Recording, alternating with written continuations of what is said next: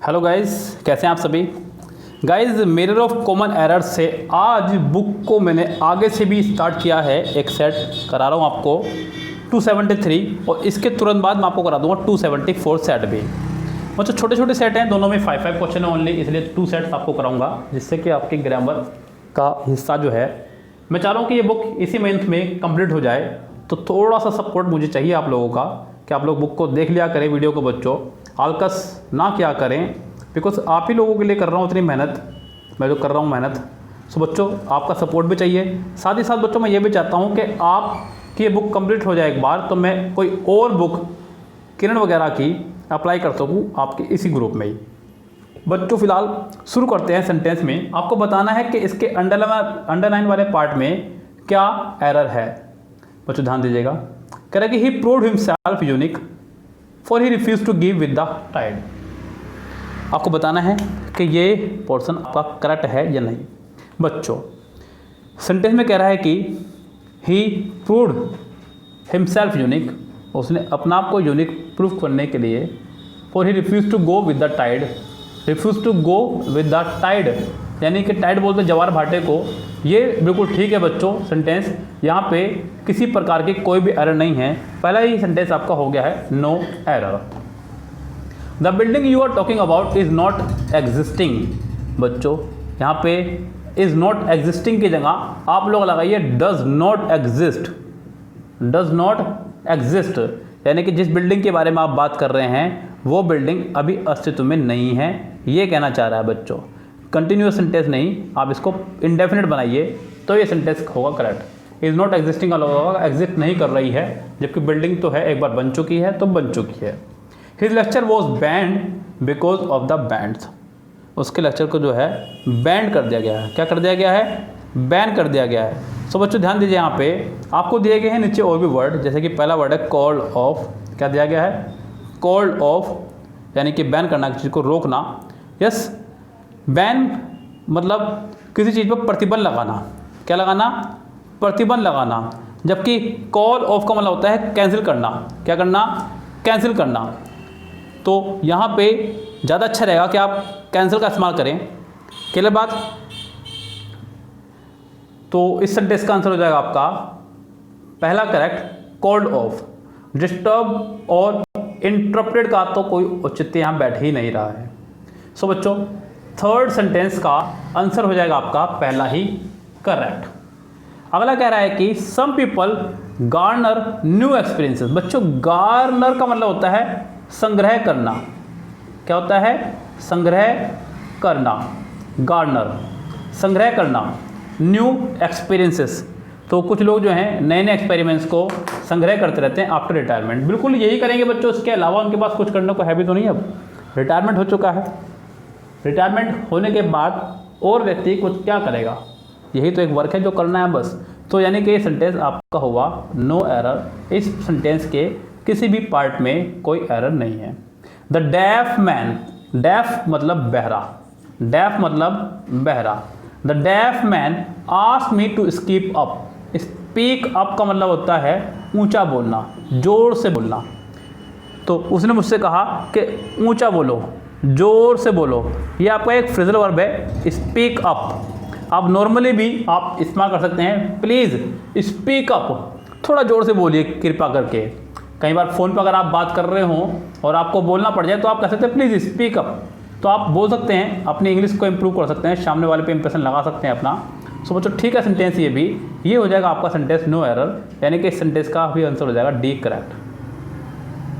Grapes can not gathered from thistle.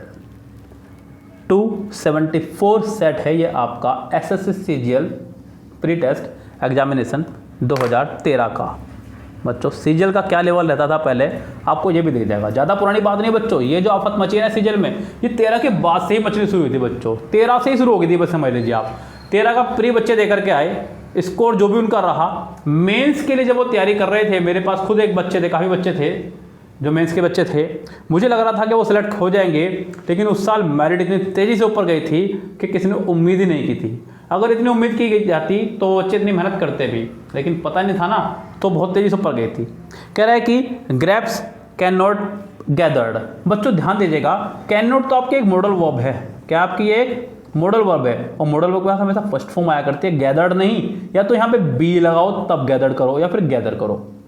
Grapes can not be gathered, हालांकि आपको B ही लगाना होगा, बिकॉज सेंटेंस का सब्जेक्ट जो है वो रिसीवर है, क्योंकि ग्रेप्स अपने आप इकट्ठा नहीं होंगे, आपको खुद ही इकट्ठा करने होंगे। तो यहाँ पे बी लगा के ही इसको यानी कि पैसिव बनाना होगा, इसके बी पार्ट में हो जाएगी आपके error. Mohan's eye reflect a hope for better future in Microsoft. Mohan's eye, बच्चों यहाँ पे जो उसने मोहन्स लगाया ये कहना गलत होगा। अगर किसी व्यक्ति के नाम के आखिरी में एस आ रहा है, किसी व्यक्ति के नाम के आखिरी में एस आ रहा है, तब तो आप खाली एपोस्ट्रोफे लगाइए। लेकिन अगर नाम के आखिरी में एस नहीं आ रहा है तो एपोस्ट्रोफे एस लगाएंगे। अगर किसी के नाम के आखिरी में ही एस आ रहा है पहले से ही, जैसे कि आपने कहा पारस, क्या कहा आपने, पारस, तो सिर्फ एपोस्ट्रोफे लगाएंगे, एस नहीं लगाएंगे। किसी भी चीज़ के आखिरी में अगर एस आ रहा है और आपको एपोस्ट्रोफे लगाना पड़ जाए तो सिर्फ एपोस्ट्रोफे एस नहीं, लेकिन अगर एस नहीं आ रहा है तो एपोस्ट्रोफे एस लगाएंगे। फिलहाल यहाँ पे गलत है, मोहन्स, या तो इसे पारस करो या फिर मोहन में ऐसे ठीक करो। हालांकि नाम तो चेंज आप कर नहीं सकते, तो इसका ए ही पार्ट में हो जाएगी एरर। कह रहे हैं कि we went to Mumbai with a view to secure a job. बच्चों जो वर्ड इस्तेमाल करना है यहाँ पे with a view,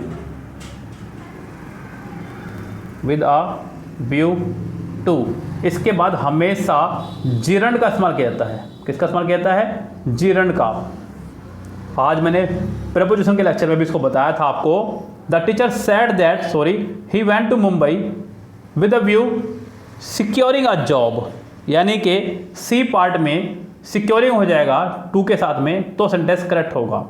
fourth sentence देखिए, कह रहा है कि the teacher said that the building adjacent with his house needed repairs. कह रहा है कि वो बिल्डिंग जो उसके हाथ से, जो हाथ कह रहा हूँ, हाउस से जुड़ी हुई है, उसको रिपेयर की जरूरत है। बच्चों एडजेसेंट मतलब साथ लगा हुआ, साथ लगी हुई, तो एडजेसेंट के साथ हमेशा फिक्स प्रीपोजिशन टू का इस्तेमाल करते हैं। किसका इस्तेमाल करते हैं, टू का। तो adjacent to not with, B part में यहाँ पे विद की जगह आप एडजेसेंट टू का इस्तेमाल करेंगे। सेंटेंस नंबर लास्ट देखिए, कह रहे हैं कि the head master with all his senior teachers. बच्चों ये सेंटेंस में आपका आ गया रूल वही वाला, as well as, with, together with,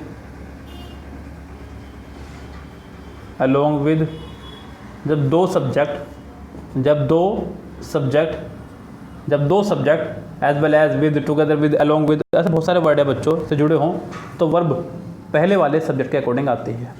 the head master के हिसाब से यहाँ पे वर्ब आएगी, यहाँ पे हेड मास्टर के हिसाब से हैव नहीं, आपको हैज़ का इस्तेमाल करना होगा, तो ये सेंटेंस करेक्ट होगा। इस लिहाज से इस सेंटेंस के बी पार्ट में हो जाएगी आपके एरर। ओके स्टूडेंट्स, सो ये थे दो छोटे छोटे set number 273, set number 274। Book को हम लोग एंडिंग से भी चला रखा था बच्चों, बीच में समय ना मिल पाने की वजह से हम लोग नई वीडियो बना पा रहे थे। हालांकि मैं आपको मिरर की वीडियो डेली दे रहा हूँ, ऐसी बात नहीं कि बिल्कुल ही नहीं बना पा रहा था, लेकिन दो नहीं दे पा रहा था, दिन में एक ही दे पा रहा था। लेकिन फिलहाल बच्चों आज आपके लिए दो वीडियोस मिरर बुक से इसलिए बनाई, जिससे कि ये मिरर की बुक कम से कम इसी वीक, सॉरी नॉट इस वीक, इसी मंथ यानी कि अगस्त के महीने में ख़त्म हो जाए।